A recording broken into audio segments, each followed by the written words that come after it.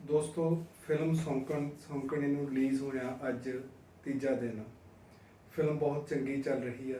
ਅੱਜ ਸਵੇਰੇ ਹੀ ਮੈਂ ਅੰਬਰਦੀਪ ਹੋਰਾਂ ਦੀ ਫੇਸਬੁੱਕ ਤੇ ਦੇਖਿਆ ਕਿ ਫਿਲਮ ਨੇ 4.20 ਕਰੋੜ ਰੁਪਏ ਦਾ ਕਾਰੋਬਾਰ ਕਰ ਲਿਆ ਸਿਰਫ 2 ਦਿਨਾਂ ਦੇ ਵਿੱਚ।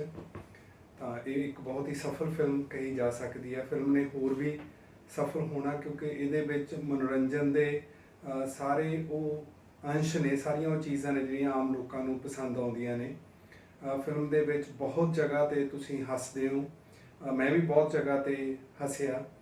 ਇਹਦੇ ਵਿੱਚ ਰਿਸ਼ਤਿਆਂ ਨੂੰ ਪਲਟਾ ਕੇ ਉਲਟਾ ਕੇ ਭਾਸ਼ਾ ਦਾ ਦੋਹਰਾ ਰੂਪ ਬਣਾ ਕੇ ਜਾਂ ਹੋਰ ਬਹੁਤ ਸਾਰੇ ਪਲ ਇਸ ਤਰ੍ਹਾਂ ਦੇ ਸਿਰਜੇ ਗਏ ਨੇ ਕਿ ਤੁਹਾਨੂੰ ਹਾਸਾ ਆਉਂਦਾ। ਪਰ ਕੇਵਲ ਗੱਲ ਇੰਨੀ ਨਹੀਂ ਕਿ ਅਸੀਂ ਫਿਲਮ ਦੀ ਵਪਾਰਕ ਸਫਲਤਾ ਨੂੰ ਦੇਖ ਕੇ ਜੇ ਇੱਥੋਂ ਤੱਕ ਰੁਕ ਜਾਈਏ ਕਿ ਫਿਲਮ ਬਹੁਤ ਅੱਛਾ ਹਾਸਾ ਮਜ਼ਾਕ ਫਿਲਮ ਦੇ ਵਿੱਚ ਪੈਦਾ ਕਰਦੀ ਹੈ, ਦਰਸ਼ਕ ਨੂੰ ਮਨੋਰੰਜਨ ਕਰਦੀ ਹੈ। ਹਰ ਮਨੋਰੰਜਨ ਦਾ ਇੱਕ ਵਪਾਰਕ ਪੱਖ ਹੁੰਦਾ ਤੇ ਇੱਕ ਵਿਚਾਰਧਾਰਕ ਪੱਖ ਹੁੰਦਾ। ਇਹ ਮਨੋਰੰਜਨ ਵਪਾਰਕ ਪੱਖੋਂ ਤਾਂ ਪੂਰਾ ਕਾਮਯਾਬ ਆ, ਪਰ ਕੀ ਵਿਚਾਰਧਾਰਕ ਪੱਖੋਂ ਇਹ ਠੀਕ ਆ, ਇਹ ਚੰਗਾ? ਇਹਨੇ ਜਿਹੜੀ ਮੈਸੇਜ ਦਿੱਤਾ, ਜਿਹੜਾ ਸੁਨੇਹਾ ਦਿੱਤਾ ਜਾਂ ਜਿਹੜਾ ਸੁਨੇਹਾ ਦੇਣ ਦੀ ਕੋਸ਼ਿਸ਼ ਕੀਤੀ ਹੈ, ਕਿਉਂਕਿ ਹਰ ਕਲਾ ਦਾ ਰੂਪ ਕੋਈ ਨਾ ਕੋਈ ਮੈਸੇਜ ਜ਼ਰੂਰ ਦਿੰਦਾ। ਉਹਦੇ ਵਿੱਚ ਕੁਝ ਲੁਕਿਆ ਹੁੰਦਾ, ਕੁਝ ਮਨੁੱਖੀ ਸੰਵੇਦਨਸ਼ੀਲਤਾ ਦੀ ਗੱਲ ਕਰਨੀ ਹੁੰਦੀ ਹੈ, ਮਨੁੱਖੀ ਭਾਵਨਾਵਾਂ ਦੀ ਗੱਲ ਕਰਨੀ ਹੁੰਦੀ ਆ, ਕੋਈ ਦਿਸ਼ਾ ਦੇਣੀ ਹੁੰਦੀ ਹੈ, ਕੋਈ ਹੋਪ ਦੇਣੀ ਹੁੰਦੀ ਹੈ, ਜਾਂ ਇਹਦੇ ਉਲਟ ਵੀ ਦੇਣਾ ਹੁੰਦਾ। ਤਾਂ ਸਾਡੇ ਲਈ ਇਹ ਸਮਝਣ ਵਾਲਾ ਮਸਲਾ ਹੈ ਕਿ ਫਿਲਮ ਵਿਚਾਰਧਾਰਕ ਪੱਖੋਂ ਕਿਸ ਤਰ੍ਹਾਂ ਦੀ ਹੈ। ਆਪਾਂ ਉਸ ਪੱਖ ਤੋਂ ਹੀ ਇਸ ਫਿਲਮ ਬਾਰੇ ਗੱਲ ਕਰਾਂਗੇ। ਫਿਲਮ ਦੀ ਤਾਰੀਫ ਵਿੱਚ ਬਹੁਤ ਕੁਝ ਕਿਹਾ ਜਾ ਸਕਦਾ, ਲੋਕਾਂ ਨੇ ਬਹੁਤ ਕੁਝ ਕਿਹਾ ਵੀ ਆ, ਤੇ ਮੈਂ ਉਸ ਪਾਸੇ ਨਾ ਜਾ ਕੇ ਜਿਹੜੀਆਂ ਗੱਲਾਂ ਕੁਝ ਨਹੀਂ ਹੋ ਰਹੀਆਂ ਤੇ ਲੱਗਦਾ ਕਿ ਹੋਣੀਆਂ ਚਾਹੀਦੀਆਂ ਨੇ ਉਹਨਾਂ ਬਾਰੇ ਗੱਲ ਕਰੂੰਗਾ। ਤਾਂ ਫਿਲਮ ਦੇ ਵਿੱਚ ਜਿਹੜੀ ਕਹਾਣੀ ਬੁਣੀ ਗਈ ਆ, ਇਹ ਦੂਜੇ ਵਿਆਹ ਦੇ ਦੁਆਲੇ ਬੁਣੀ ਗਈ ਆ। ਤੇ ਦੂਜਾ ਵਿਆਹ ਇਸ ਕਰਕੇ ਚਾਹਤ ਕੀਤੀ ਜਾਂਦੀ ਹੈ ਫਿਲਮ ਦੇ ਵਿੱਚ, ਜਾਂ ਚਾਹਤ ਦਾ ਆਧਾਰ ਬਣਾਇਆ ਜਾਂਦਾ ਕਿ ਇੱਕ ਦੰਪਤੀ ਜੋੜੇ ਦੇ ਔਲਾਦ ਨਹੀਂ ਹੈਗੀ। ਉਹ ਦੰਪਤੀ ਜੋੜਾ ਸਰਗੁਣ ਮਹਿਤਾ ਤੇ ਜਿਹਦਾ ਕਿਰਦਾਰ ਨਸੀਬੋ ਦਾ ਫਿਲਮ ਵਿੱਚ ਤੇ ਨਿਰਮਲ ਜਿਹੜਾ ਐਮੀ ਵਿਰਕ ਨੇ ਕੀਤਾ, ਇਹਨਾਂ ਦੇ ਔਲਾਦ ਨਹੀਂ ਹੈਗੀ। ਤੇ ਹਰ ਪਰਿਵਾਰ ਦੀ ਤਰ੍ਹਾਂ ਇਹ ਪਰਿਵਾਰ ਵੀ ਔਲਾਦ ਚਾਹੁੰਦਾ ਤੇ ਉਹਨਾਂ ਦੀ ਜਿਹੜੀ ਨਿਰਮਲ ਦੀ ਮਾਂ ਉਹ ਵੀ ਔਲਾਦ ਚਾਹੁੰਦੀ ਆ। ਤੇ ਨਾ ਕੇਵਲ ਔਲਾਦ ਚਾਹੁੰਦੀ ਆ, ਸਗੋਂ ਮੁੰਡਾ ਚਾਹਿਆ ਜਾਂਦਾ। ਤਾਂ ਪਹਿਲੀ ਗੱਲ ਇੱਥੇ ਹੀ ਖੜੀ ਹੋ ਜਾਂਦੀ ਹੈ ਕਿ ਮੁੰਡੇ ਦੀ ਚਾਹਤ ਕਰਨੀ ਤੇ ਮੁੰਡੇ ਦੀ ਚਾਹਤ ਨੂੰ ਲਾਜ਼ਮੀ ਰੂਪ ਦੇ ਵਿੱਚ ਦਿਖਾਉਣਾ ਕੀ ਜਾਇਜ਼ ਆ? ਇਹ ਤਰਕ ਦਿੱਤਾ ਜਾ ਸਕਦਾ ਕਿ ਸਮਾਜ ਦੇ ਵਿੱਚ ਇਸ ਤਰ੍ਹਾਂ ਹੀ ਵਾਪਰਦਾ, ਸਮਾਜ ਦਾ ਇਹੀ ਸੱਚ ਆ। ਪਰ ਫਿਲਮ ਨੇ ਸਮਾਜ ਨੂੰ ਪੇਸ਼ ਹੀ ਨਹੀਂ ਕਰਨਾ ਹੁੰਦਾ, ਉਸ ਨੂੰ ਸਮਾਜ ਨੂੰ ਰੂਪਾਂਤਰਿਤ ਵੀ ਕਰਨਾ ਹੁੰਦਾ। ਤਾਂ ਇਸ ਪੱਖੋਂ ਤਾਂ ਇਹ ਗੱਲ ਉੱਭਰਦੀ ਆ ਕਿ ਇਹ ਫਿਲਮ ਜੋ ਸਥਾਪਤ ਆ ਔਲਾਦ ਨੂੰ ਲੈ ਕੇ, ਉਸ ਨੂੰ ਹੀ ਪੱਕਿਆਂ ਕਰਦੀ ਆ, ਨਾ ਕੇਵਲ ਔਲਾਦ ਨੂੰ ਲੈ ਕੇ, ਸਗੋਂ ਮੁੰਡੇ ਰੂਪੀ ਔਲਾਦ ਨੂੰ ਲੈ ਕੇ। ਤੇ ਹੁਣ ਸਵਾਲ ਪੈਦਾ ਹੁੰਦਾ ਕਿ ਔਲਾਦ ਦੀ ਚਾਹਤ ਜ਼ਿਆਦਾ ਕਿਹਦੇ ਵੱਲੋਂ ਕੀਤੀ ਜਾਂਦੀ ਆ? ਤਾਂ ਇਹਦੇ ਵਿੱਚ ਉਹਦੀ ਜਿਹੜੀ ਲੜਕੀ ਦੀ ਸੱਸ ਆ ਨਸੀਬੋ ਦੀ, ਉਹ ਵੀ ਸ਼ਾਮਲ ਆ, ਨਸੀਬੋ ਵੀ ਸ਼ਾਮਲ ਆ ਤੇ ਨਿਰਮਲ ਵੀ ਸ਼ਾਮਲ ਆ। ਜਦੋਂ ਔਲਾਦ ਨਹੀਂ ਹੁੰਦੀ ਤਾਂ ਉਹ ਫਿਰ ਇਸ ਤਰ੍ਹਾਂ ਦੀ ਗੱਲ ਉੱਠਣੀ ਸ਼ੁਰੂ ਹੋ ਜਾਂਦੀ ਹੈ ਕਿ ਦੂਸਰਾ ਵਿਆਹ ਕਰਾ ਲਿਆ ਜਾਵੇ। ਤੇ ਜਿਹੜੀ ਨਸੀਬੋ ਦੀ ਸੱਸ ਆ ਉਹੀ ਇਸ ਗੱਲ ਨੂੰ ਪਹਿਲੀ ਵਾਰ ਕਹਿੰਦੀ ਆ। ਤੇ ਭਾਵੇਂ ਉਹ ਕਹਿੰਦੀ ਆ, ਪਰ ਫਿਲਮ ਦੇ ਵਿੱਚ ਇਹ ਇੱਕ ਵਿਚਾਰਧਾਰਕ ਮੁੱਦਾ ਕਿ ਸਭ ਤੋਂ ਵੱਧ ਦੂਜਾ ਵਿਆਹ ਕਰਵਾਉਣ ਲਈ ਜਾਂ ਦੂਜਾ ਵਿਆਹ ਹੋ ਜਾਵੇ ਇਸ ਲਈ ਬਹੁਤ ਜ਼ੋਰ ਕੌਣ ਲਾ ਰਿਹਾ? ਤਾਂ ਫਿਲਮ ਦੇ ਵਿੱਚ ਉਹ ਜ਼ੋਰ ਸਭ ਤੋਂ ਵੱਧ ਨਸੀਬੋ ਲਾਉਂਦੀ ਪੇਸ਼ ਹੁੰਦੀ ਆ। ਜਿਹੜੀ ਧਿਰ ਨੇ ਇਸ ਲਈ ਸਭ ਤੋਂ ਵੱਧ ਸਫਰ ਹੋਣਾ, ਸਭ ਤੋਂ ਵੱਧ ਕਸ਼ਟ ਭੋਗਣੇ ਆ, ਉਹੀ ਫਿਲਮ ਦੇ ਵਿੱਚ ਇਸ ਲਈ ਜ਼ੋਰ ਲਾਉਂਦੀ ਦਿਖਾਈ ਗਈ ਹੈ। ਜਿਹੜਾ ਪਹਿਲਾਂ ਹੀ ਦਮਿਤ ਆ, ਜਿਹੜਾ ਪਹਿਲਾਂ ਹੀ ਜਿਹਨੇ ਭੋਗਣਿਆ, ਉਹਦੇ ਤੇ ਹੀ ਸਾਰਾ ਜਿਹੜਾ ਬੋਝ ਆ ਉਹ ਸਿੱਟ ਦਿੱਤਾ ਜਾਂਦਾ, ਜਾਂ ਦੂਜੇ ਸ਼ਬਦਾਂ 'ਚ ਕਹਿ ਲਓ ਕਿ ਦੋਸ਼ ਉਹਦੇ ਸਿਰ ਲੱਗ ਜਾਂਦਾ। ਉਹੀ ਆਪਦੇ ਪਤੀ ਨੂੰ ਕਹਿੰਦੀ ਹੈ ਕਿ ਤੂੰ ਦੂਸਰਾ ਵਿਆਹ ਕਰਾ, ਤੇ ਉਹ ਅਲੱਗ-ਅਲੱਗ ਥਾਵਾਂ ਤੇ ਆਪਦੇ ਪਤੀ ਲਈ ਲੜਕੀ ਵੀ ਦੇਖਣ ਜਾਂਦੀ ਆ। ਤੇ ਜੇ ਅਸੀਂ ਇਹਨੂੰ ਰੱਖ ਕੇ ਇੱਕ ਪਾਸੇ ਆਮ ਜ਼ਿੰਦਗੀ ਵਿੱਚ ਦੇਖੀਏ ਤਾਂ ਇਹ ਇਸ ਤਰ੍ਹਾਂ ਵਾਪਰਦਾ ਸੀ ਕਿ ਜਿਹੜਾ ਘਰ ਵਾਲਾ ਜਾਂ ਜਿਹੜੀ ਸੱਸ ਆ ਉਹ ਜ਼ੋਰ ਪਾਉਂਦੇ ਹੁੰਦੇ ਸੀ ਤੇ ਲੜਕੀ ਵਿਰੋਧ ਕਰਦੀ ਸੀ। ਪਰ ਇੱਥੇ ਉਹ ਸਾਰਾ ਕੁਝ ਭੁਲਾ ਕੇ ਦੋਹੇ ਧਿਰਾਂ ਨੂੰ, ਸੱਸ ਨੂੰ ਵੀ ਇਨੋਸੈਂਟ ਇੱਕ ਹੱਦ ਤੱਕ ਬਣਾ ਦਿੱਤਾ ਜਾਂਦਾ ਤੇ ਨਿਰਮਲ ਨੂੰ ਤਾਂ ਬਹੁਤ ਹੀ ਮਾਸੂਮ ਬਣਾ ਕੇ ਪੇਸ਼ ਕੀਤਾ ਜਾਂਦਾ। ਤਾਂ ਜਿਹੜਾ ਨਿਰਮਲ ਆ, ਜਿਹੜੀ ਪਿਤਾ ਪੁਰਖੀ ਸੱਤਾ, ਉਹਨੂੰ ਮੁਕਤ ਕਰ ਦਿੱਤਾ ਜਾਂਦਾ ਇਸ ਦੋਸ਼ ਤੋਂ ਕਿ ਉਹ ਦੂਸਰਾ ਵਿਆਹ ਕਰਵਾਉਣ ਜਾ ਰਹੇ ਨੇ। ਤਾਂ ਜਦੋਂ ਇਹਦੇ ਨਸੀਬੋ ਦੇ ਨਾਂ ਇਹ ਦੋਸ਼ ਲਾ ਦਿੱਤਾ ਜਾਂਦਾ ਤਾਂ ਹੁਣ ਸਵਾਲ ਖੜਾ ਹੁੰਦਾ ਕਿ ਤਰਕ ਕਿਹੜੇ ਸਿਰਜਦੀ ਹੈ।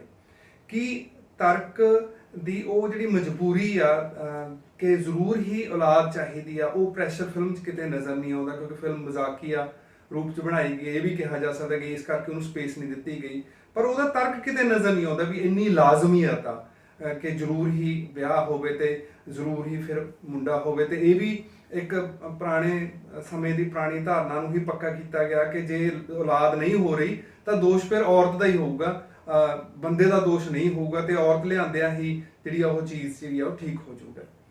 ਤਾਂ ਹੁਣ ਉਹ ਆਪਣੀ ਭੈਣ ਦਾ ਰਿਸ਼ਤਾ ਨਿਰਮਲ ਨਾਲ ਕਰਵਾਉਣਾ ਚਾਹੁੰਦੀ ਹੈ, ਤੇ ਉਹਦੇ ਤਰਕ ਦੇਖੋ ਕਿ ਤੈਨੂੰ ਤਾਂ ਮੌਜਾਂ ਲੱਗ ਜਾਣਗੀਆਂ, ਕਦੇ ਮੈਂ ਲੱਤਾਂ ਘੁੱਟਿਆ ਕਰੂਗੀ, ਕਦੇ ਉਹ ਲੱਤਾਂ ਘੁੱਟਿਆ ਕਰੂਗੀ, ਕਦੇ ਮੈਂ ਚਾਹ ਬਣਾਇਆ ਕਰੂੰ ਤੇਰੇ ਲਈ, ਕਦੇ ਉਹ ਚਾਹ ਬਣਾਇਆ ਕਰੂ, ਕਦੇ ਮੈਂ ਰੋਟੀ ਬਣਾਇਆ ਕਰੂੰਗੀ, ਕਦੇ ਉਹ ਰੋਟੀ ਬਣਾਇਆ ਕਰੂੰਗੀ। ਇਸ ਤਰ੍ਹਾਂ ਹੀ ਪਿੰਡ ਵਾਲਿਆਂ ਦੇ ਤਰਕ ਨੇ ਕਿ ਜ਼ਿੰਦਗੀ 4 ਦਿਨਾਂ ਦੀਆਂ 2 ਦੁਕਾਨਾਂ, ਕਦੇ ਇੱਧਰੋਂ ਉਧਾਰ ਚੱਕ ਲਿਆ ਕਰੀ, ਕਦੇ ਉੱਧਰੋਂ ਸੌਦਾ ਲੈ ਲਿਆ ਕਰੀ। ਤਾਂ ਜਿਹੜੇ ਇਹ ਸਾਰੇ ਤਰਕ ਨੇ ਇਹ ਇੱਕ ਤਰ੍ਹਾਂ ਨਾਲ ਔਰਤ ਦੇ ਖਿਲਾਫ ਭੁਗਤਣ ਵਾਲੇ ਨੇ ਕਿ ਉਹਨੂੰ ਸੇਵਾ ਵਾਲੀ ਜਾਂ ਉਹਨੂੰ ਆਨੰਦ ਦੇਣ ਵਾਲੀ ਵਸਤੂ ਤੱਕ ਸੀਮਤ ਕੀਤਾ ਜਾਂਦਾ, ਜਾਂ ਫਿਰ ਕਿ ਉਹ ਔਲਾਦ ਪੈਦਾ ਕਰ ਦੇਵੇ। ਜਿਹੜਾ ਉਹਦਾ ਵਿਅਕਤਿਤਵ ਆ, ਉਹਦੀ ਆਪਣੀ ਖਾਸੀਅਤ ਆ, ਉਹਦੀ ਆਪਣੀ ਮਖਸੂਸੀਅਤ ਆ, ਉਹਦਾ ਆਪਣਾ ਬੀਇੰਗ ਆ, ਉਹ ਸਾਰਾ ਕਿਤੇ ਇਗਨੋਰ ਕਰ ਦਿੱਤਾ ਜਾਂਦਾ। ਤਾਂ ਜਦੋਂ ਆਪਾਂ ਨਿਰਮਲ ਦੇ ਕਰੈਕਟਰ ਨੂੰ ਦੇਖਦੇ ਹਾਂ ਕਿ ਨਿਰਮਲ ਬੜਾ ਆਪਾਂ ਵਿਰੋਧਤਾਵਾਂ ਨਾਲ ਭਰਿਆ ਹੋਇਆ ਕਿਰਦਾਰ ਆ। ਇੱਕ ਪਾਸੇ ਤਾਂ ਉਹ ਆਪਣੀਆਂ ਘਰਵਾਲੀਆਂ ਤੋਂ ਡਰਦਾ, ਦੂਸਰੇ ਪਾਸੇ ਉਹਨਾਂ ਨੂੰ ਡਾਂਗ ਤੱਕ ਦਿਖਾਉਂਦਾ, ਘਰੋਂ ਕੱਢ ਦਿੰਦਾ। ਇੱਕ ਪਾਸੇ ਉਹ ਸਰਗੁਣ ਜਦੋਂ ਉਹਦੀ ਪਹਿਲੀ ਪਤਨੀ ਆ, ਹਲੇ ਨਸੀਬੋ ਦੂਸਰਾ ਵਿਆਹ ਨਹੀਂ ਹੋਇਆ, ਉਹਦੇ ਮੂਹਰੇ ਬਹੁਤ ਮਾਸੂਮ ਬਣਦਾ, ਪਰ ਦੂਜੇ ਹੀ ਪਲ ਉਹ ਆਪਣੀ ਸਾੜੀ ਨੂੰ ਭਰਮਾਉਣ ਲਈ ਜਾਲ ਬੁਣਨਾ ਸ਼ੁਰੂ ਕਰ ਦਿੰਦਾ। ਜਾਣੀ ਕਿਤੇ ਉਹ ਮਾਸੂਮ ਆ, ਕਿਤੇ ਉਹ ਸ਼ਾਤਰ ਆ, ਕਿਤੇ ਉਹ ਦੱਬੂ ਆ, ਕਿਤੇ ਉਹ ਬਹੁਤ ਧਾਵਕ ਆ। ਜਿਹੜੀ ਤੁਸੀਂ ਇਹ ਸਮਝੋ ਕਿ ਉਹਦੇ ਜਿਵੇਂ ਕਿਰਦਾਰ ਦੇ ਵਿੱਚ ਕੋਈ ਆਪਣਾ ਵਿਅਕਤਿਤਵ ਹੀ ਨਹੀਂ ਹੁੰਦਾ, ਕੋਈ ਉਹਦੀ ਆਪਣੀ ਨੈਤਿਕ ਪਛਾਣ ਹੀ ਨਹੀਂ ਹੁੰਦੀ, ਉਹਦਾ ਨੈਤਿਕ ਪਸਾਰ ਹੀ ਨਹੀਂ ਹੁੰਦਾ। ਤਾਂ ਸਵਾਲ ਇਹ ਉੱਠਦਾ ਹੁੰਦਾ ਕਿ ਇਸ ਤਰ੍ਹਾਂ ਦਾ ਕਿਰਦਾਰ ਕਿਉਂ ਆ ਜਿਹੜਾ ਕਦੇ ਇੱਧਰ ਝੁਕ ਜਾਂਦਾ, ਕਦੇ ਉੱਧਰ ਝੁਕ ਜਾਂਦਾ, ਕਦੇ ਆਹ ਗੱਲ ਮੰਨ ਲੈਂਦਾ, ਕਦੇ ਉਹ ਗੱਲ ਮੰਨ ਲੈਂਦਾ, ਕਦੇ ਇਸ ਤਰੀਕੇ ਦਾ ਨਜ਼ਰ ਆਉਂਦਾ, ਕਦੇ ਉਸ ਤਰੀਕੇ ਦਾ ਨਜ਼ਰ ਆਉਂਦਾ। ਤਾਂ ਮੇਰੀ ਸਮਝੇ ਕਿ ਜਿਹੜਾ ਇਹ ਪੰਜਾਬੀ ਸਿਨੇਮਾ ਨਾਇਕ ਸਿਰਜ ਰਿਹਾ, ਇਹ ਇਸ ਤਰ੍ਹਾਂ ਦਾ ਨਾਇਕ ਆ ਜਿਹੜਾ ਵਿਚਾਰਧਾਰਕ ਪੱਖੋਂ ਤੇ ਸੱਭਿਆਚਾਰਕ ਪੱਖੋਂ ਖਾਲੀ ਜਿਹਾ, ਕਿ ਉਹਦੇ ਵਿੱਚ ਕੋਈ ਭਰਿਆ ਹੋਇਆ ਪਣ ਨਹੀਂ ਹੈਗਾ ਜਿਹਦੇ ਤੋਂ ਜ਼ਿੰਦਗੀ ਨੂੰ ਪ੍ਰਭਾਸ਼ਿਤ ਕਰ ਸਕੇ, ਆਪਣੇ ਆਲੇ ਦੁਆਲੇ ਨੂੰ ਪ੍ਰਭਾਸ਼ਿਤ ਕਰ ਸਕੇ। ਮੇਰੇ ਮਨ 'ਚ ਇਹਦੇ ਉਲਟ ਜਿਹੜਾ ਕਿਰਦਾਰ ਉਹ ਖਿਆਲ 'ਚ ਆ ਰਿਹਾ ਹੁਣੇ ਜ਼ੋਰਾ 10 ਨੰਬਰੀਆ ਦਾ ਆ ਰਿਹਾ ਕਿ ਜਿਹੜਾ ਉਹਦਾ ਕਿਰਦਾਰ ਆ ਉਹ ਵਿਚਾਰਧਾਰਕ ਪੱਖੋਂ ਕਿੰਨਾ ਸਟਰੋਂਗ ਆ, ਤੇ ਇਹ ਕਿਰਦਾਰ ਵਿਚਾਰਧਾਰਕ ਪੱਖੋਂ ਕਿੰਨਾ ਖਾਲੀ ਆ। ਤਾਂ ਫਿਰ ਇੱਕ ਵਾਰ ਇਹ ਤਰਕ ਦਿੱਤਾ ਜਾ ਸਕਦਾ ਜੀ ਇਹ ਤਾਂ ਮਜ਼ਾਹੀਆ ਫਿਲਮ ਆ, ਇਸ ਦੇ ਵਿੱਚ ਤਾਂ ਮਤਲਬ ਸਾਰਾ ਕੁਝ ਉਲਟਾ ਪਲਟਾ ਕੇ ਹੋਊਗਾ, ਹਾਸਾ ਕਿੱਥੋਂ ਪੈਦਾ ਹੋਊਗਾ ਜੇ ਤੁਸੀਂ ਜ਼ੋਰੇ ਵਰਗਾ ਸੀਰੀਅਸ ਕਿਰਦਾਰ ਪੇਸ਼ ਕਰੋਗੇ। ਤਾਂ ਤੁਸੀਂ ਇਹਦੇ ਸਮਾਨਾਂਤਰ ਦੰਗਲ ਫਿਲਮ ਰੱਖ ਸਕਦੇ ਹੋ, ਉਹ ਵੀ ਤਾਂ ਹਾਸਾ ਪੈਦਾ ਕਰਨ ਵਾਲੀ ਫਿਲਮ ਆ, ਪਰ ਉਹਦੇ ਵਿੱਚ ਕਿੰਨਾ ਜਿਹੜਾ ਨਾਇਕ ਆ ਉਹ ਨੈਤਿਕ ਤੇ ਸੱਭਿਆਚਾਰਕ ਪੱਖੋਂ ਕਿੰਨਾ ਠੋਸ ਆ, ਤੇ ਉਹ ਜਿਹੜੀ ਫਿਲਮ ਵੀ ਸੁਨੇਹਾ ਦਿੰਦੀ ਆ ਉਹ ਕਿੰਨਾ ਤਾਕਤਵਰ ਆ, ਤੇ ਉਹ ਸਥਾਪਿਤ ਬੁਰੀਆਂ ਚੀਜ਼ਾਂ ਦੇ ਕਿੰਨਾ ਖਿਲਾਫ ਭੁਗਤਦਾ। ਤਾਂ ਜ਼ਰੂਰੀ ਨਹੀਂ ਕਿ ਹਾਸਾ ਤੁਸੀਂ ਜਿਹੜਾ ਰਚੜਾ ਪੁਰਾਣਾ ਤੇ ਬੁਰਾ ਉਹਨੂੰ ਪੁਨਰ ਸਥਾਪਿਤ ਕਰਕੇ ਹੀ ਕਰ ਸਕਦੇ ਹੋ, ਤੁਸੀਂ ਉਹਨੂੰ ਉਲਟਾ ਕੇ ਵੀ ਹਾਸਾ ਪੈਦਾ ਕਰ ਸਕਦੇ ਹੋ। ਤਾਂ ਇਹ ਤਰਕ ਤਾਂ ਬਿਲਕੁਲ ਜਾਇਜ਼ ਨਹੀਂ ਕਿ ਹਾਸਾ ਪੈਦਾ ਕਰਨ ਲਈ ਫਲਾਣੀਆਂ ਚੀਜ਼ਾਂ ਕੀਤੀਆਂ ਤੇ ਇਹਨਾਂ ਨੂੰ ਸੀਰੀਅਸ ਲੈਣ ਦੀ ਵੀ ਲੋੜ ਨਹੀਂ। ਤਾਂ ਹਾਸਾ ਕਿਵੇਂ ਵਧੀਆ ਹੋ ਸਕਦਾ, ਕਿਵੇਂ ਉਹਦੇ ਵਿੱਚ ਵਿਅੰਗ ਲੁਕਿਆ ਹੋ ਸਕਦਾ, ਕਿਵੇਂ ਪੇਨ ਲੁਕੀ ਹੋ ਸਕਦੀ ਹੈ, ਉਹਦੀ ਇੱਕ ਐਗਜ਼ਾਮਪਲ ਪਿੱਛੇ ਜੇ ਪੰਜਾਬੀ ਯੂਨੀਵਰਸਿਟੀ ਦੇ ਵਿੱਚ ਇੱਕ ਪਲੇ ਹੋਇਆ ਸੀ, ਮੈਂ ਰੋ ਨਾ ਲਵਾਂ ਇੱਕ ਵਾਰ, ਕੇਵਲ ਧਾਲੀਵਾਲ ਹੋਰਾਂ ਨੇ ਡਾਇਰੈਕਟ ਕੀਤਾ ਸੀ, ਤੇ ਉਹ ਬ੍ਰਿਆਮ ਸੰਧੂ ਦੀ ਕਹਾਣੀ ਤੇ ਆਧਾਰਿਤ ਸੀ। ਤੇ ਜਦੋਂ ਸਾਰਾ ਹਾਲ ਭਰਿਆ ਹੋਇਆ ਸੀ ਤੇ ਵਿੱਚ ਹਾਸੇ ਦੇ ਫੁਹਾਰੇ ਵੀ ਗੂੰਜਦੇ ਸੀ, ਪਰ ਜਦੋਂ ਪਲੇ ਖਤਮ ਹੁੰਦਾ ਤਾਂ ਲਗਭਗ ਹਰ ਦਰਸ਼ਕ ਦੀਆਂ ਅੱਖਾਂ ਦੇ ਵਿੱਚ ਹੰਝੂ ਹੁੰਦਾ, ਤੇ ਇੱਕ ਬਹੁਤ ਹੀ ਤਾਕਤਵਰ ਜਿਹੜਾ ਸੁਨੇਹਾ ਉਹ ਉਸ ਨਾਟਕ ਰਾਹੀਂ ਹੁੰਦਾ।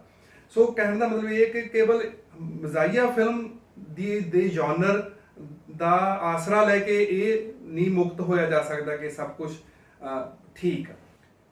ਫਿਲਮ ਵਿੱਚ ਇੱਕ ਹੋਰ ਮਸਲਾ ਜੀਜਾ ਸਾੜੀ ਦੇ ਰਿਸ਼ਤੇ ਦੀ ਪੇਸ਼ਕਾਰੀ ਦਾ।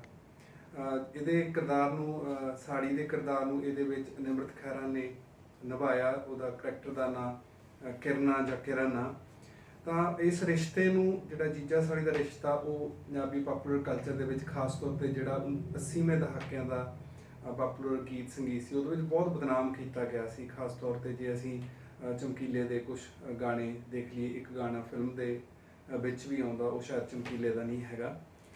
ਤਾਂ ਇਸ ਰਿਸ਼ਤੇ ਨੂੰ ਸਤਿਕਾਰ ਦੇਣ ਦੇ ਲਈ ਅਸੀਂ ਬਹੁਤ ਲੰਮਾ ਸੰਘਰਸ਼ ਕੀਤਾ। ਇਹ ਨਹੀਂ ਕਿ ਰਿਸ਼ਤਿਆਂ ਦੇ ਵਿੱਚ ਬੁਰੀਆਂ ਚੀਜ਼ਾਂ ਨਹੀਂ ਵਾਪਰਦੀਆਂ ਹੈਗੀਆਂ ਜਾਂ ਇਸ ਤਰ੍ਹਾਂ ਦੇ ਰਿਸ਼ਤੇ ਨਹੀਂ ਹੁੰਦੇ ਹੈਗੇ, ਪਰ ਮਸਲਾ ਇਹ ਹੈ ਕਿ ਤੁਸੀਂ ਬਤੌਰ ਫਿਲਮਕਾਰ, ਬਤੌਰ ਕਲਾਕਾਰ, ਬਤੌਰ ਲੇਖਕ ਕਿਸ ਤਰ੍ਹਾਂ ਦੀ ਪੇਸ਼ਕਾਰੀ ਦੇ ਨਾਲ ਖੜਦੇ ਹੋ। ਜੇ ਤੁਸੀਂ ਜੋ ਬੁਰਾ ਉਹਦੇ ਪੱਖ 'ਚ ਹੀ ਖੜਦੇ ਹੋ, ਫਿਰ ਤੁਹਾਡੇ ਤੇ ਕਿੰਤੂ ਪ੍ਰੰਤੂ ਕਰਨਾ ਜਾਇਜ਼ ਹੋ ਜਾਂਦਾ। ਤਾਂ ਇਹਦੇ ਵਿੱਚ ਬਲਕਿ ਪਹਿਲੇ ਨਾਲੋਂ ਤਾਂ ਵੱਖਰੀ ਗੱਲ ਇਹਦੇ 'ਚ ਇਹ ਹੁੰਦੀ ਹੈ ਕਿ ਜਿੱਥੇ ਪਹਿਲਾਂ ਗਾਣਿਆਂ ਦੇ ਵਿੱਚ ਇਸ ਰਿਸ਼ਤੇ ਨੂੰ ਇਸ ਤਰ੍ਹਾਂ ਦਿਖਾਇਆ ਗਿਆ ਸੀ ਕਿ ਹਲੇ ਵੀ ਅਪ੍ਰਵਾਨਿਤ ਆ ਜਾਂ ਅਪ੍ਰਵਾਨਿਤ ਰੂਪ ਦੇ ਵਿੱਚ ਪੇਸ਼ ਹੀ ਹੁੰਦਾ, ਤੇ ਇਹ ਫਿਲਮ ਇਸ ਰਿਸ਼ਤੇ ਨੂੰ ਪ੍ਰਵਾਨਿਤ ਰੂਪ ਦੇ ਵਿੱਚ ਦਿਖਾਉਣ ਦੇ ਵਿੱਚ ਕਈ ਯੁਕਤਾਂ ਵਰਤਦੀ ਹੈ। ਜਿਵੇਂ ਫਿਲਮ ਦੇ ਵਿੱਚ ਜਦੋਂ ਇੱਕ ਗਾਣਾ ਕਿ ਜਿਹੜੇ ਤੈਨੂੰ ਕੇਵਲ ਸੋਹਣੀ ਸੋਹਣੀ ਕਹਿੰਦੇ ਨੇ, ਜਿਹੜਾ ਐਮੀ ਵਿਰਕ ਤੇ ਕਿਰਨਾ ਤੇ ਫਿਲਮਾਇਆ ਗਿਆ, ਇਹ ਗਾਣਾ ਆਮ ਤੌਰ ਤੇ ਜਾਂ ਇਸ ਤਰ੍ਹਾਂ ਦੇ ਗਾਣੇ ਨਾਇਕ ਤੇ ਨਾਇਕਾ ਦੇ ਉੱਪਰ ਫਿਲਮਾਏ ਜਾਂਦੇ ਹੁੰਦੇ ਨੇ ਜਦੋਂ ਉਹਨਾਂ ਦਾ ਹਲੇ ਵਿਆਹ ਨਹੀਂ ਹੋਇਆ ਹੁੰਦਾ।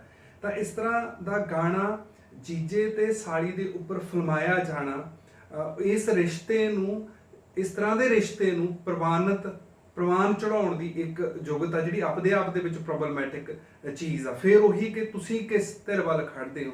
ਇਹ ਚੀਜ਼ ਹਾਸਾ ਤਾਂ ਪੈਦਾ ਕਰ ਸਕਦੀ ਹੈ ਜਾਂ ਆਨੰਦ ਤਾਂ ਦੇ ਸਕਦੀ, ਪਰ ਮਸਲਾ ਇਹ ਹੈ ਕਿ ਤੁਸੀਂ ਕਿਹਦੇ ਵੱਲ ਖੜਦੇ ਹੋ। ਇਹ ਆਪਦੇ ਆਪ ਦੇ ਵਿੱਚ ਇੱਕ ਜਿਹੜੀ ਮੈਂ ਸਮਝਦਾ ਕਿ ਠੀਕ ਪੇਸ਼ਕਾਰੀ ਨਹੀਂ ਹੈਗੀ।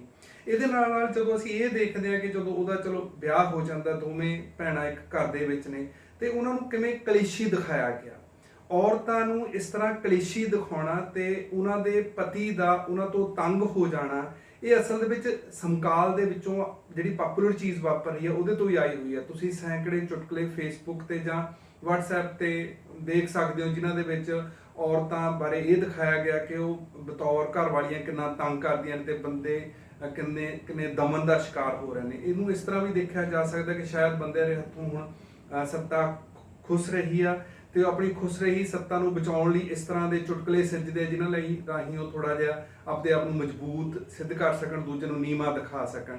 ਤਾਂ ਲਗਭਗ ਉਸੇ ਤੌਰ ਤੇ ਤੁਰਦੀ ਇਹ ਫਿਲਮ ਔਰਤਾਂ ਨੂੰ ਬਹੁਤ ਹੀ ਕਲੇਸ਼ੀ ਤੇ ਇੱਕ ਦੂਜੇ ਦੇ ਵਾਲ ਪੱਟਣ ਵਾਲੀਆਂ, ਘਰ ਵਾਲੇ ਨੂੰ ਗਲਤ ਬੋਲਣ ਵਾਲੀਆਂ, ਸੱਸ ਨੂੰ ਗਲਤ ਬੋਲਣ ਵਾਲੀਆਂ ਤੇ ਕਿਤੇ ਸਤਿਕਾਰ ਕਰਨ ਵਾਲੀਆਂ, ਜਿਹੜੀ ਇਸ ਤਰ੍ਹਾਂ ਦੀਆਂ ਦਿਖਾਇਆ ਗਿਆ ਕਿ ਇਹ ਪੇਸ਼ਕਾਰੀ ਅੰਤ ਨੂੰ ਜਿਹੜੀ ਔਰਤ ਵਿਰੋਧੀ ਹੋ ਨਿਬੜਦੀ ਹੈ, ਜਿਸ ਤਰ੍ਹਾਂ ਦੇ ਦੋਵੇਂ ਪਾਤਰ ਪੇਸ਼ ਹੁੰਦੇ ਨੇ। ਇਹ ਵੀ ਇੱਕ ਦੇਖਣ ਵਾਲੀ ਚੀਜ਼ ਹੈ ਕਿ ਇਸ ਤਰ੍ਹਾਂ ਕਿਉਂ ਕੀਤਾ ਜਾਂਦਾ ਕਿ ਤੁਸੀਂ ਔਰਤ ਕਿਰਦਾਰਾਂ ਨੂੰ ਇਸ ਤਰ੍ਹਾਂ ਦੀਆਂ ਪੇਸ਼ ਕਰਦੇ ਹੋ। ਤੇ ਖਾਸ ਤੌਰ ਤੇ ਉਦੋਂ ਵੀ ਜਦੋਂ ਜਿਹੜਾ ਪੇਨ ਦੇ ਵਿੱਚੋਂ ਹਾਸਾ ਪੈਦਾ ਕੀਤਾ ਜਾਂਦਾ। ਇੱਕ ਫਿਲਮ ਦੇ ਵਿੱਚ ਇੱਕ ਸੀਨ ਆ ਜਦੋਂ ਨਸੀਬੋ ਇਹ ਕਹਿੰਦੀ ਹੈ ਕਿ ਮੈਂ ਤਾਂ ਹੁਣ ਪੇਕੇ ਚਲੇ ਜਾਂਦੀ ਆ, ਤੇ ਕਿਵੇਂ ਨਿਰਮਲ ਤੇ ਸਾਰਾ ਪਰਿਵਾਰ ਉਹਨੂੰ ਘਰੋਂ ਕੱਢਣ ਲਈ ਕਾਹਲਾ ਪੈਂਦੇ ਨੇ, ਤੇ ਜਦੋਂ ਨਿਰਮਲ ਉਹਨੂੰ ਮੋਟਰਸਾਈਕਲ ਦੇ ਬੱਸ ਚੜਾਉਣ ਜਾਂਦਾ ਤਾਂ ਇੱਕ ਬਹੁਤ ਹੀ ਪੇਨਫੁਲ ਅਹਿਸਾਸ ਸੀ।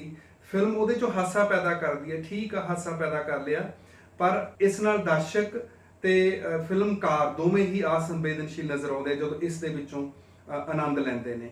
ਇਸੇ ਤਰੀਕੇ ਨਾਲ ਫਿਲਮ ਦੇ ਵਿੱਚ ਇੱਕ ਉਹ ਦ੍ਰਿਸ਼ ਆ ਜਦੋਂ ਉਹ ਦੋਵੇਂ ਔਰਤਾਂ ਨੂੰ, ਦੋਵੇਂ ਨਸੀਬੋ ਤੇ ਕਿਰਨਾ ਨੂੰ ਘਰੋਂ ਕੱਢ ਦਿੰਦਾ ਤੇ ਮੋਟਰਸਾਈਕਲ ਦੇ ਬੱਸ ਚੜਾ ਕੇ ਆਉਂਦਾ। ਉੱਥੇ ਵੀ ਬਹੁਤ ਹਾਸਾ ਪੈਦਾ ਕਰਨ ਦੀ ਕੋਸ਼ਿਸ਼ ਕੀਤੀ ਗਈ ਹੈ, ਪਰ ਜੇ ਤੁਸੀਂ ਦੂਜੀ ਨਜ਼ਰ ਤੋਂ ਦੇਖੋ ਕਿ ਕਿਵੇਂ ਉਹਨਾਂ ਦੋਹਾਂ ਨੂੰ ਘਰੋਂ ਕੱਢ ਦਿੱਤਾ ਜਾਂਦਾ ਸੀ। ਇਸੇ ਤਰੀਕੇ ਨਾਲ ਇੱਕ ਹੋਰ ਦ੍ਰਿਸ਼ ਆ ਜਿਹਦੇ ਵਿੱਚ ਉਹ ਜਦੋਂ ਪੰਚਾਇਤ ਦਾ ਫੈਸਲਾ ਹੋ ਰਿਹਾ, ਪੰਚਾਇਤ ਦੇ ਫੈਸਲੇ ਤੋਂ ਬਾਅਦ ਉਹ ਘਰੇ ਆਉਂਦੀਆਂ ਨੇ ਤੇ ਉਹ ਡੰਡਾ ਚੱਕ ਲੈਂਦਾ ਤੇ ਉਹਨਾਂ ਨੂੰ ਕਹਿੰਦਾ ਕਿ ਗਾਓ, ਉਹ ਨੱਚੋ, ਉਹ ਜਿਹੜੀਆਂ ਤੁਸੀਂ ਆਪਦੇ ਪਿੰਡ ਕਿਸੇ ਵਿਆਹ ਦੇ ਵਿੱਚ ਨੱਚਦੀਆਂ ਨੇ। ਤਾਂ ਜਿਸ ਤਰੀਕੇ ਨਾਲ ਉਹ ਨੱਚਦੀਆਂ ਪੇਸ਼ ਹੁੰਦੀਆਂ ਨੇ, ਉਹਦੇ ਤੋਂ ਵੀ ਜਿਹੜੀ ਔਰਤ ਦਾ ਗੁਲਾਮੀ ਵਾਲਾ ਰੂਪ ਆ ਉਹ ਨਜ਼ਰ ਆਉਂਦਾ।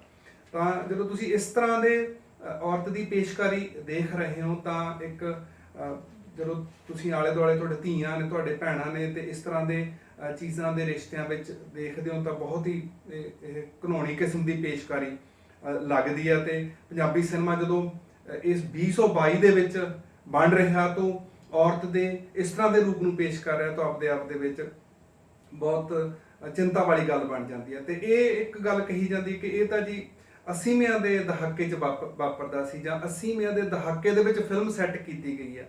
ਆਪਾਂ ਜਾਣਦੇ ਹਾਂ ਕਿ ਹਰ ਕਲਾ ਦਾ ਪੀਸ ਭਾਵੇਂ ਉਹ ਬੀਤੇ ਨਾਲ ਹੋਵੇ ਜਾਂ ਭਵਿੱਖ ਨਾਲ ਸੰਬੰਧਿਤ ਹੋਵੇ, ਉਹ ਸਮਕਾਲ ਨੂੰ ਸੰਬੋਧਿਤ ਹੁੰਦਾ, ਉਹਦੇ ਵਿੱਚ ਸਮਕਾਲ ਨੂੰ ਦਿਸ਼ਾ ਦੇਣ ਦੀ, ਸਮਕਾਲ ਤੋਂ ਪ੍ਰਭਾਵਿਤ ਹੋਣ ਦੀ ਤਰਕੀਬ ਵਿੱਚ ਹੀ ਲੁਕੀ ਹੁੰਦੀ ਆ। ਤਾਂ ਇਹ ਫਿਲਮ ਅਸਲ ਦੇ ਵਿੱਚ ਬੀਤੇ ਦੇ ਬਹਾਨੇ ਨਾਲ ਸਮਕਾਲ ਨੂੰ ਪੁੱਠਾ ਗੇੜਾ ਦੇਣ ਦੀ ਕੋਸ਼ਿਸ਼ ਆ, ਉਹਨੂੰ ਪਛਾਣ ਖਿੱਚੂ ਬਣਾਉਣ ਦੀ ਕੋਸ਼ਿਸ਼ ਆ, ਤੇ ਇਸ ਤੋਂ ਸਾਨੂੰ ਚੇਤਨ ਰਹਿਣ ਦੀ ਲੋੜ ਆ। ਇਸੇ ਤਰੀਕੇ ਨਾਲ ਇਸ ਫਿਲਮ ਦੇ ਵਿੱਚ ਜਦੋਂ ਅਸੀਂ ਅੱਗੇ ਦੇਖਦੇ ਹਾਂ ਤਾਂ ਫਿਲਮ ਦੇ ਵਿੱਚ ਬਹੁਤ ਕਾਮੁਕ ਧੁਨੀਆਂ ਨੇ, ਤੇ ਉਹ ਕਾਮੁਕ ਧੁਨੀਆਂ ਨਾਲ ਵੀ ਹਾਸਾ ਪੈਦਾ ਕਰਨ ਦੀ ਕੋਸ਼ਿਸ਼ ਕੀਤੀ ਹੈ। ਜਿਵੇਂ ਪੂਰੇ ਦੇ ਪੂਰੇ ਇੱਕ ਦ੍ਰਿਸ਼ ਲੜੀ ਹੈ ਜਿਹਦੇ ਵਿੱਚ ਉਹ ਵਿਆਹ ਤੋਂ ਬਾਅਦ ਕਿਰਨਾ ਤੇ ਨਿਰਮਲ ਉੱਪਰ ਪੈਣਾ ਚਾਹੁੰਦੇ ਆ, ਤੇ ਜਿਹੜੀ ਨਸੀਬੋ ਉਹਨਾਂ ਨੂੰ ਇਕੱਠੇ ਨਹੀਂ ਪੈਣ ਦੇਣਾ ਚਾਹੁੰਦੀ ਹੈਗੀ। ਤਾਂ ਇਹ ਇਸ ਤਰ੍ਹਾਂ ਦੀਆਂ ਧੁਨੀਆਂ ਨੇ ਜਿਹਦੇ ਵਿੱਚੋਂ ਹਾਸਾ ਪੈਦਾ ਕੀਤਾ ਜਾਂਦਾ। ਤਾਂ ਤੁਹਾਨੂੰ ਪਤਾ ਕਿ ਅੰਗਰੇਜ਼ੀ ਦੇ ਵਿੱਚ ਇੱਕ ਪੂਰਾ ਜੌਨਰ ਆ ਸਿਨੇਮਾ ਦੇ ਵਿੱਚ, ਜਿਹਨੂੰ ਅਸੀਂ ਸੈਕਸ ਕਾਮੇਡੀ ਕਹਿ ਦਿੰਦੇ ਆ। ਇਹ ਉਹਦੇ ਨੇੜੇ ਤਾਂ ਨਹੀਂ ਪਹੁੰਚਦਾ, ਪਰ ਇਸ ਤਰ੍ਹਾਂ ਦੀ ਪੇਸ਼ਕਾਰੀ ਇਹਨੂੰ ਪਰਿਵਾਰਕ ਫਿਲਮ ਦੇ ਘੇਰੇ ਤੋਂ ਬਾਹਰ ਕੱਢ ਦਿੰਦੀ ਹੈ, ਜਿਹੜਾ ਇਹਨੂੰ ਬਾਰ-ਬਾਰ ਕਿਹਾ ਗਿਆ ਕਿ ਪਰਿਵਾਰਕ ਫਿਲਮ ਆ। ਮੇਰਾ ਖਿਆਲ ਨਵੀਂ ਪੀੜ੍ਹੀ ਦਾ ਤਾਂ ਪਤਾ ਨਹੀਂ, ਪਰ ਜਿਹੜੀ ਸਾਡੀ ਪੀੜ੍ਹੀ ਆ ਉਹ ਤਾਂ ਨਹੀਂ ਇਸ ਫਿਲਮ ਨੂੰ ਆਪਦੇ ਪਰਿਵਾਰ ਸਮੇਤ ਦੇਖ ਸਕਦੀ, ਕਿਉਂਕਿ ਇਸ ਤੋਂ ਉਸ ਪੀੜ੍ਹੀ ਦੇ ਲੋਕ ਆ ਜਦੋਂ ਚਿੱਤਰਹਾਰ ਜੇ ਕੋਈ ਘਰ ਦਾ ਹੋਰ ਮੈਂਬਰ ਦੇਖ ਰਿਹਾ ਤਾਂ ਨਾਲ ਬੈਠ ਕੇ ਨਹੀਂ ਦੇਖ ਸਕਦੇ। ਤਾਂ ਇਸ ਤਰ੍ਹਾਂ ਦੀ ਕਾਮੁਕ ਧੁਨੀਆਂ ਵਾਲੀ ਕਾਮੇਡੀ ਨੂੰ ਪਰਿਵਾਰ ਸਮੇਤ ਦੇਖਣਾ ਮੇਰਾ ਨਹੀਂ ਖਿਆਲ ਹੈਗਾ ਕਿ ਸੰਭਵ ਹੋ ਸਕੋ, ਕਿ ਬਹੁਤ ਓਵਰਟੋਨਸ ਨੇ ਇਸ ਤਰ੍ਹਾਂ ਦੀਆਂ ਜਿਹਦੇ ਨਾਲ ਇਹ ਪੱਖ ਜਿਹੜਾ ਉਹ ਉੱਭਰ ਕੇ ਸਾਹਮਣੇ ਆਉਂਦਾ। ਫਿਰ ਉਹਨੂੰ ਦੇਖਦੇ ਹਾਂ, ਦੋ ਮੁੱਦੇ ਹੋਰ ਜ਼ਿਕਰ ਕਰਨਯੋਗ ਨੇ। ਇੱਕ ਹੈਗਾ ਕਿ ਹੌਸਲਾ ਰੱਖ ਦੇ ਵਿੱਚ ਵੀ ਹੋਇਆ ਸੀ, ਇਸ ਦੇ ਵਿੱਚ ਵੀ ਹੋਇਆ ਕਿ ਬੱਚਿਆਂ ਨੂੰ ਕਾਮੇਡੀ ਲਈ ਯੂਜ਼ ਕਰਨਾ। ਇਹਦੇ ਵਿੱਚ ਉਹ ਬੱਚੇ ਦੀ ਅਦਾਕਾਰੀ ਜਿਸ ਤਰ੍ਹਾਂ ਦੀ ਹੈ, ਜਿਸ ਤਰ੍ਹਾਂ ਸੰਵਾਦ ਬੋਲਦਾ, ਬਿਲਕੁਲ ਉਹ ਬਹੁਤ ਕਾਮੇਡੀ ਪੈਦਾ ਕਰਦਾ। ਪਰ ਕੀ ਅਸੀਂ ਬੱਚਿਆਂ ਦੀ ਜਿਹੜੀ ਮਾਸੂਮੀਅਤ ਆ ਉਹਨੂੰ ਖੋਹ ਲੈਣਾ ਇਸ ਤਰੀਕੇ ਦੀ ਪੇਸ਼ਕਾਰੀ ਨਾਲ, ਜਾਂ ਕੀ ਇਸ ਤਰ੍ਹਾਂ ਦੀ ਪੇਸ਼ਕਾਰੀ ਜਾਇਜ਼ ਆ? ਜਿਵੇਂ ਹੌਸਲਾ ਰੱਖ ਦੇ ਵਿੱਚ ਬੱਚਾ ਆਪਣੇ ਪਿਤਾ ਨੂੰ ਕੁੜੀਆਂ ਫਸਾਉਣ ਦੀਆਂ ਤਕਨੀਕਾਂ ਦੱਸਦਾ, ਜਾਂ ਇਹਦੇ ਵਿੱਚ ਉਹ ਜ਼ਮੀਨ ਨੂੰ ਹਥਿਆਉਣ ਦੀਆਂ ਗੱਲਾਂ ਕਰਦਾ, ਕਿ ਇਹ ਪੇਸ਼ਕਾਰੀ ਬੱਚਿਆਂ ਨੂੰ ਇਸ ਤਰ੍ਹਾਂ ਵਰਤਣਾ ਜਾਇਜ਼ ਆ? ਇਹ ਇੱਕ ਸਵਾਲ ਸਾਡੇ ਸਾਹਮਣੇ ਖੜਾ। ਇਸੇ ਤਰੀਕੇ ਨਾਲ ਇੱਕ ਸਵਾਲ ਅੱਜ ਕੱਲ੍ਹ ਸ਼ਰਾਬ ਦੀ ਪੇਸ਼ਕਾਰੀ ਦਾ ਫਿਲਮ ਦੇ ਵਿੱਚ। ਲੇਖ ਫਿਲਮ ਦੇ ਵਿੱਚ ਸ਼ੁਰੂ 'ਚ ਹੀ ਸੀਨ ਆਉਂਦਾ ਕਿ ਕੁੜੀਆਂ ਬੈਠੀਆਂ ਦਾਰੂ ਪੀਂਦੀਆਂ ਨੇ। ਇਹਦੇ ਵਿੱਚ ਵੀ ਇੱਕ ਦ੍ਰਿਸ਼ ਆਉਂਦਾ ਜਦੋਂ ਨਿਰਮਲ ਤੇ ਨਸੀਬੋ ਦੋਵੇਂ ਆ ਰਹੇ ਹੁੰਦੇ ਨੇ, ਤੇ ਨਿਰਮਲ ਉਹਨੂੰ ਪੁੱਛਦਾ ਤੂੰ ਕੁਲਫੀ ਖਾਣੀ ਆ? ਉਹ ਕਹਿੰਦੀ ਹਾਂ ਸੰਤਰੇ ਵਾਲੀ ਖਾਣੀ। ਉਹ ਕਹਿੰਦਾ ਮੈਂ ਵੱਡੇ ਸੰਤਰੇ ਵਾਲੀ ਖਾਊਗਾ। ਆਪ ਉਹਦੇ ਲਈ ਕੁਲਫੀ ਲੈ ਆਉਂਦਾ ਤੇ ਆਪ ਸੰਤਰਾ ਜਿਹੜੀ ਸ਼ਰਾਬ ਆ ਉਹ ਲੈ ਆਉਂਦਾ, ਤੇ ਉਹਨੂੰ ਕਹਿੰਦੀ ਤੁਸੀਂ ਤੁਹਾਡਾ ਤਾਂ ਵਧੀਆ, ਤੁਸੀਂ ਤਾਂ ਚੁੱਪ ਕਰਕੇ ਦਾਰੂ ਪੀ ਕੇ ਸੌਂ ਜਾਂਦੇ ਆ। ਤੇ ਉਹਦੀ ਕੁਲਫੀ ਫੜਦਾ ਤੇ ਦਾਰੂ ਦੇ ਗਲਾਸ ਭਿਉਂ ਕੇ ਫੜਾਉਂਦਾ। ਉਹ ਕਹਿੰਦੀ ਮੇਰਾ ਇੰਨੇ ਨਾਲ ਕੀ ਬਣੂਗਾ? ਫਿਰ ਉਹ ਦੂਜੀ ਵਾਰ ਕੁਲਫੀ ਭਿਉਂਦਾ ਤੇ ਫਿਰ ਉਹ ਦਾਰੂ ਵਾਲੀ ਕੁਲਫੀ ਖਾਂਦੀ ਆ। ਇਸੇ ਤਰੀਕੇ ਨਾਲ ਇੱਕ ਹੋਰ ਸੀਨ ਆ ਕਿ ਜਦੋਂ ਉਹ ਦਿਲ ਜਿੱਤਣ ਵਾਲੀ ਗੱਲ ਆਉਂਦੀ ਹੈ ਫਿਲਮ 'ਚ, ਤੇ ਉਹ ਕਹਿੰਦੇ ਬੰਦਿਆਂ ਦਾ ਦਿਲ ਜਿੱਤਣਾ, ਕਿਰਨਾ ਕਹਿੰਦੀ ਕੀ ਔਖਾ, ਇੱਕ ਦਾਰੂ ਦੀ ਬੋਤਲ ਰੱਖ ਦਿਓ। ਤੇ ਉਸ ਸੀਨ ਦੇ ਵਿੱਚ ਨਸੀਬੋ ਦੇ ਦੋਵੇਂ ਪਿਤਾ ਤੇ ਭਰਾ ਬੈਠੇ ਨੇ, ਨਿਰਮਲ ਬੈਠਾ ਤੇ ਉਹ ਆਪ ਬੈਠੀ ਹੈ। ਪਹਿਲੀ ਗੱਲ ਤਾਂ ਕਦੇ ਪੰਜਾਬੀ ਜੀਵਨ ਯਥਾਰਥ ਦੇ ਵਿੱਚ ਕੁੜੀਆਂ ਆਪਦੇ ਮਾਪੇ ਤੇ ਘਰ ਵਾਲੇ ਨਾਲ ਦਾਰੂ ਜਦੋਂ ਉਹ ਪੀਂਦੇ ਹੋਣ ਕੋਲ ਨਹੀਂ ਬੈਠਦੀਆਂ ਹੈਗੀਆਂ। ਤੇ ਫਿਰ ਇਹ ਕਹਿਣਾ ਕਿ ਮੋਟਾ ਪੈਗ ਪਾ, ਇਹ ਤਾਂ ਬਿਲਕੁਲ ਹੀ ਪੋਸੀਬਲ ਨਹੀਂ ਹੈਗਾ। ਤਾਂ ਇਸ ਤਰੀਕੇ ਨਾਲ ਇਹ ਸ਼ਰਾਬ ਦੀ ਚੌਧਰ ਦੇ ਪ੍ਰਵਚਨ ਨੂੰ ਪ੍ਰਸਾਰਨਾ ਤੇ ਹੁਣ ਕੁੜੀਆਂ ਨਾਲ ਜੋੜ ਕੇ ਵੀ ਪੇਸ਼ ਕਰਨਾ, ਇਹ ਵੀ ਆਪਦੇ ਵਿੱਚ ਪ੍ਰੋਬਲਮੈਟਿਕ ਆ।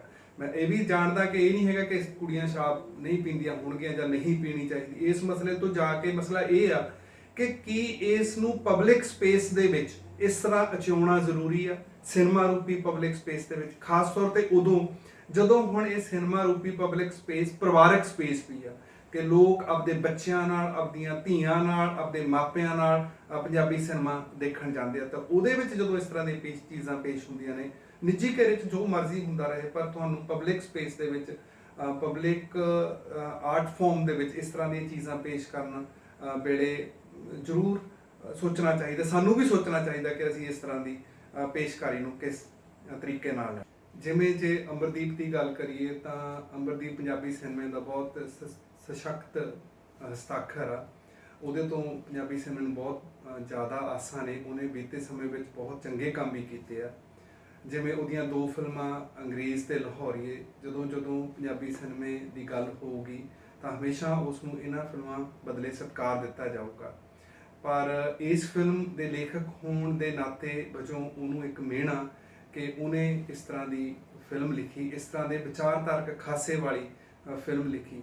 ਪੰਜਾਬੀ ਸਿਨੇਮੇ ਨੂੰ ਤੇ ਪੰਜਾਬੀ ਲੋਕਾਂ ਨੂੰ ਉਹਦੇ ਤੋਂ ਬਹੁਤ ਉਮੀਦਾਂ ਨੇ। ਉਹ ਬਹੁਤ ਚੰਗਾ ਕਰ ਸਕਦਾ। ਉਹਨੂੰ ਗੱਲ ਕਹਿਣੀ ਆਉਂਦੀ ਹੈ ਤੇ ਜੇ ਉਹ ਗੱਲ ਕਹਿਣ ਦੇ ਨਾਲ ਨਾਲ ਵਿਚਾਰਤਕ ਪੱਖੋਂ ਵੀ ਚੇਤਨ ਹੋਵੇ ਤਾਂ ਚੰਗੀਆਂ ਫਿਲਮਾਂ ਸਿਰਜੀਆਂ ਜਾ ਸਕਦੀਆਂ ਨੇ। ਅੰਤ ਵਿੱਚ ਇਸ ਫਿਲਮ ਨੂੰ ਸੋਚਦੇ ਮੇਰੇ ਮਨ 'ਚ ਇੱਕ ਖਿਆਲ ਆ ਰਿਹਾ ਸੀ ਕਿ ਇਹਨੇ ਪੰਜਾਬੀਆਂ ਨਾਲ ਕੀਤਾ ਕੀ ਆਖਰ। ਜਦੋਂ ਸਿਨੇਮੇ ਦੇ ਵਿੱਚੋਂ ਬਾਹਰ ਆ ਰਹੇ ਸੀ ਤਾਂ ਮੈਂ ਲੋਕਾਂ ਨੂੰ ਦੇਖ ਰਿਹਾ ਸੀ, ਉਹ ਹੱਸ ਵੀ ਰਹੇ ਸੀ ਪਰ ਚੁੱਪ ਜਿਹੇ ਵੀ ਸੀ। ਤਾਂ ਮੈਨੂੰ ਲੱਗਿਆ ਕਿ ਜਿਵੇਂ ਉਹ ਹਾਸੇ ਦੇ ਵਿੱਚ ਠੱਗੇ ਗਏ ਹੋਣ। ਉਹ ਹੱਸੇ ਤਾਂ ਸਹੀ, ਉਹਨਾਂ ਦਾ ਮਨੋਰੰਜਨ ਵੀ ਹੋਇਆ, ਪਰ ਆਪਣੇ ਬੱਚਿਆਂ ਨਾਲ, ਆਪਣੇ ਦੋਸਤਾਂ ਨਾਲ, ਆਪਣੇ ਮਾਪਿਆਂ ਨਾਲ ਤੁਰੇ ਜਾਂਦੇ ਉਹ ਸੋਚ ਰਹੇ ਹੋਣਗੇ ਕਿ ਆਖਰ ਇਸ ਫਿਲਮ ਨੇ ਦਿੱਤਾ ਕੀ ਸਾਨੂੰ। ਜੇ ਇਸ ਫਿਲਮ ਤੇ ਚਰਚਾ ਕਰਨੀ ਹੋਵੇ ਤਾਂ ਨਤੀਜਾ ਕੀ ਨਿਕਲੂਗਾ, ਕੀ ਸਮਝਾਵਾਂਗੇ, ਕੀ ਕਹਾਂਗੇ ਕਿ ਇਸ ਫਿਲਮ ਨੇ ਕੀ ਕੀਤਾ।